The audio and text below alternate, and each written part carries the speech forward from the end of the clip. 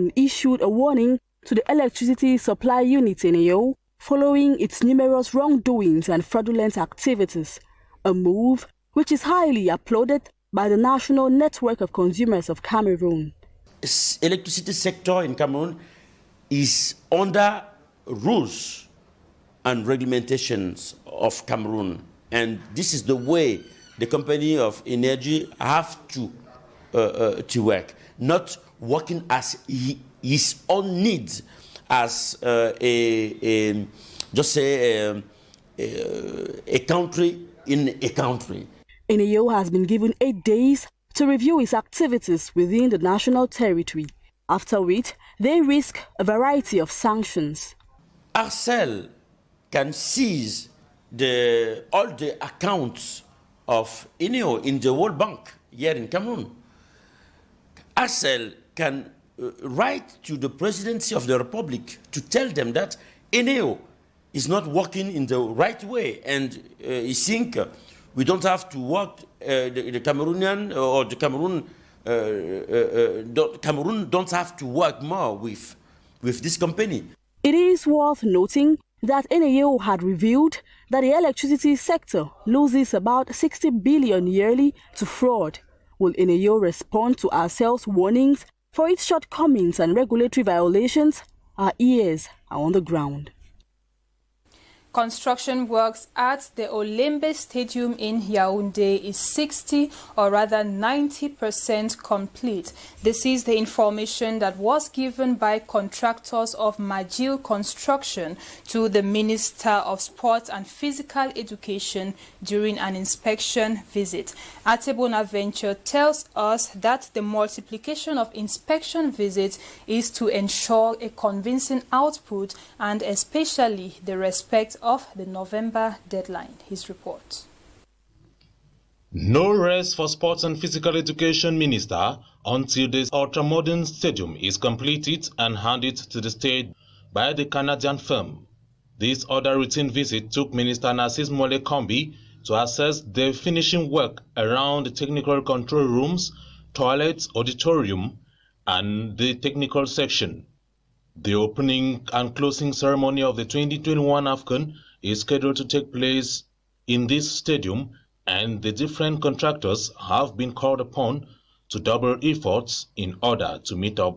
This is the finishing phase, and the beauty of this edifice depends on how well you pay attention to every detail and aesthetics. The sports boss says the lighting system, according to representative of Majil Construction, shall be installed immediately after framework.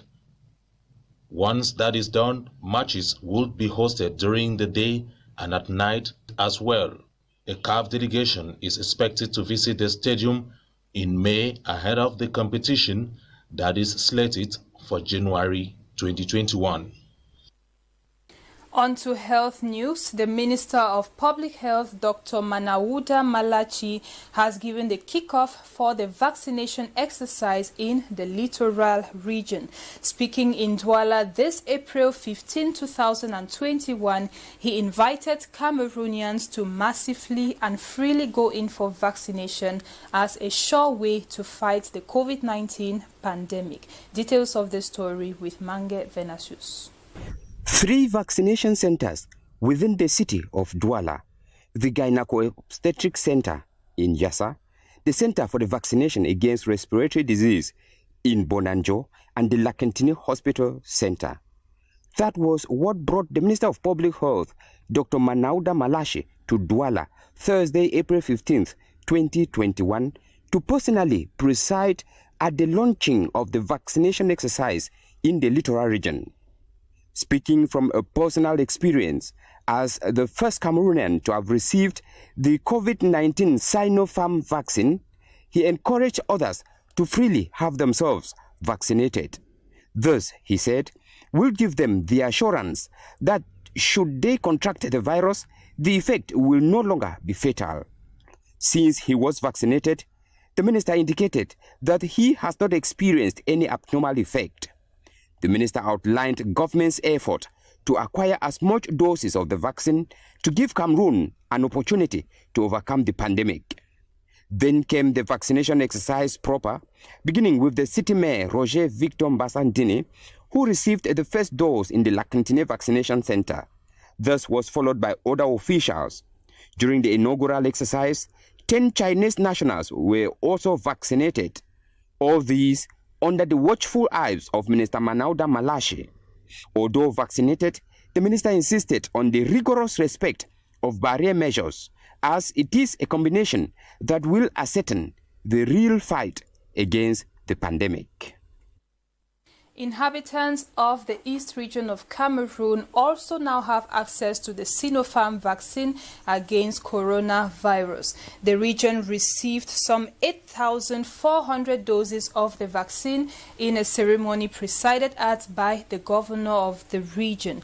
The vaccine is available at the Bertois Regional Hospital, and priority would be given to health workers as well as to people 50 years and above. Once again, we have Joy Ngong with this story. Following the reception of 8,400 doses of the Sinopharm vaccine in the East region, Governor Gregoire Mbondo launched last Tuesday the vaccination campaign against COVID-19 at the Bertois Regional Hospital.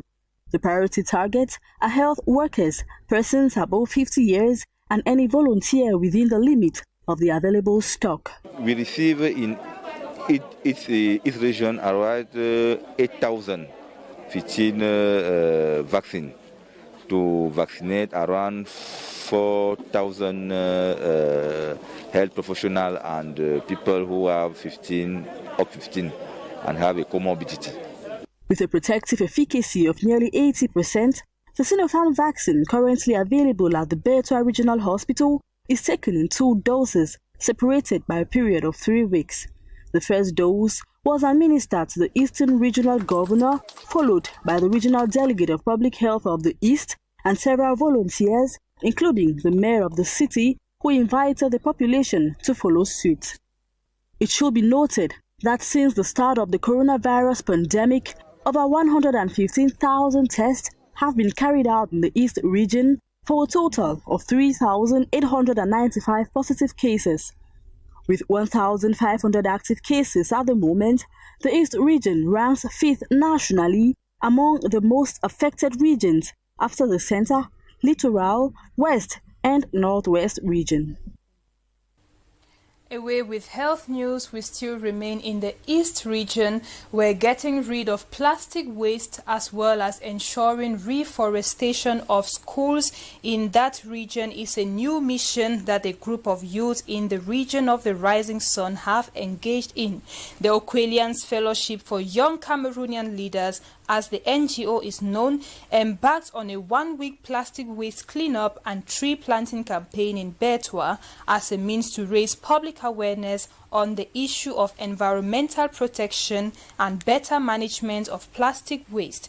The young leaders, alongside some students, have planted 50 species of trees of high ecological value in the town of the Rising Sun, with plans to spread the project throughout the East region in the near future. We have Jacques Jonathan Yem, president of the Oquelians NGO, in the following excerpt. He sheds more light on the project's objective as well as for youths concerned. He spoke to our East regional correspondent, Hugues Pascal Chofo. There is no doubt that today we cannot think about developing this country without taking into account the objectives of sustainable development. And I have to say that in Cameroon, 64% of the population is represented by young people. So how can we think about developing this country without taking into account and involving this young generation into tackling all these challenges? So we are here today, to first of all tell this message that the young generation is aware of the challenges. They want to take care of the environment, and they want all other young people to take part with them in tackling this objective and to be able to deliver on the objectives of the development of our country. From now on, we'll stay in Bertois for a few days, to finish the boot camp we started Sunday last week. And after that, this Oquelians Fellowship for Young Cameroonian Leaders will continue. The fellows will still have 4 months of inner journey with mentors, experts, to be able to empower them to be best suited, to I would say tackle the objectives of development of our country. And the Okwelians, as a think tank, will also continue, to sort of plead regarding these sustainable development objectives to make sure that Bertoua would become a green capital of Cameroon. Still in line with the well-being of Cameroonians at large, the safety of railways as well as road transport networks in Cameroon has come under review in Yaoundé, determining joint actions to improve safety in road and rail transport is the main objective of the joint extraordinary session of the Interministerial Committee for Rail Infrastructure and the Passenger Transport. The workshop was chaired by the Minister of Transport, Jean-Ernest Massenangale Bibehe, in the presence of the Director General of CAMRAI, who says incivil behavior and use of rails could pose a threat to human lives for persons living near the rail as well as for passengers of trains. On to different news stories. Arts and creativity are the watchwords for today as the international community today observes World Arts Day. The day is observed worldwide to promote the development and enjoyment of art after the day was proclaimed by UNESCO in 2019. Some of the most popular forms of art include painting, drawing, photography, and calligraphy. Each year on April 15, World Art Day celebrations help reinforce the links between artistic creations and society, encourage greater awareness of the diversity of artistic experiences, and highlight the contribution of artists to sustainable development all over the world. That was what rounded up news within Cameroon, and now we'll take you to news out of the Cameroonian borders. In Niger, at least 20 pupils or school children have lost their lives after a fire outbreak in a school. The Prime Minister of the country visited the area and paid condolences to the bereaved families. Greece has agreed to hold talks with Libya over their maritime zones. It was done following a meeting between powers of both countries. And now out of the African continent, Haiti Prime Minister Joseph Youthe has announced his resignation as the country is at the peak of a political crisis. We'll have details of these stories with Rogeatu Buba in the following report. A fire fueled by high winds swept through an elementary school in Niger's capital, killing at least 20 children. The pupils between the ages of 7 and 13 were attending a class at the time the blaze erupted. The cause has not yet been determined, and security forces have blocked off the scene while investigators search for evidence. Prime Minister Uhumudu Mahamadou traveled to the scene of the tragedy to offer his expression of sympathy to the bereaved. Fires in these buildings are fairly common due to the flammable materials used, but such incidents have rarely proved fatal. Greece and Libya have agreed to hold talks on marking out their maritime zones in the Eastern Mediterranean. This was announced on Wednesday following a meeting with Libyan Presidential Council President Mohamed Younus Menfi. Libya's new unity government took office on March 16, succeeding two warring administrations that had ruled eastern and western regions during a decade of violent chaos since the overthrow of autocratic leader Muammar Gaddafi. On Monday, the Turkish president declared Turkey and Libya were committed to the 2019 accord after talks with Libyan Prime Minister Abdul Hamid Dbeibah in Ankara. Haiti Prime Minister Joseph Jean has resigned on Wednesday in the wake of a surge in crime that has left the country on edge amid a deepening political crisis. His resignation after only 1 year in the job comes shortly before a controversial constitutional referendum. The international community is fed up with the president's inability to contain Haiti's growing violence. The Prime Minister, who served since March 20, did not provide an explanation for his resignation, but the President said a new Prime Minister had been appointed. Haiti, the poorest country in the Americas, has been plagued by poverty, insecurity, natural disasters, and the coronavirus pandemic. The country has long had a high turnover in prime ministers, with 8 of them appointed to the position since 2015. That was it for tonight's edition of the news on DBS TV. Thank you for watching and see you tomorrow for the last edition of the week. Until then, have a great night and stay on DBS television. Good night.